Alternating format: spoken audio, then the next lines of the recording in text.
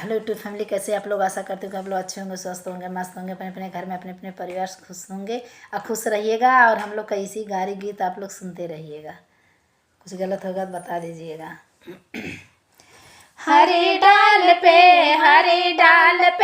बैठा हरा सुगना, हरे डाल पे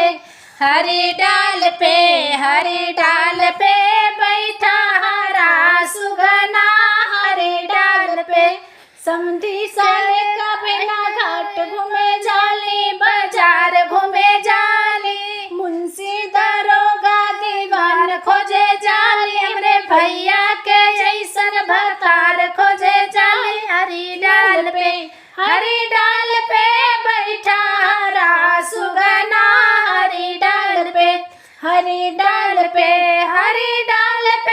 बैठा हरा सुगना, हरी डाल पे बसरू सल का बहना घाट घूमे जाली, बाजार घूमे जाली, मुंशी दरोगा दीवान खोजे जाली, हमरे भैया के जैसन भतार खोजे जाली।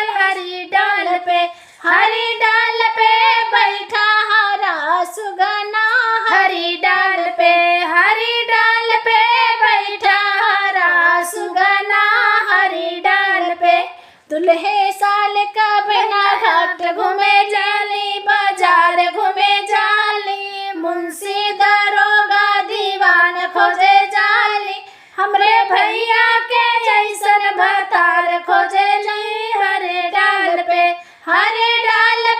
बैठा हरा सुगना, हरे डाल पे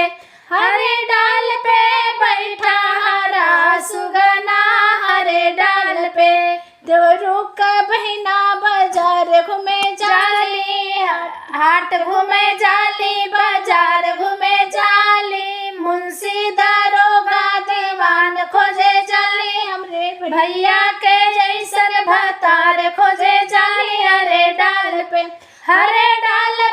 बैठा हरा सुगना, हरे डाल पे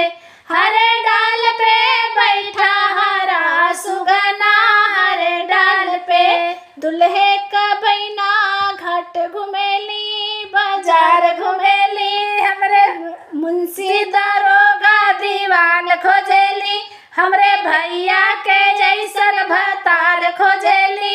हरे डाल पे बैठा हरा सुगना, हरे डाल पे बैठा हरा सुगना।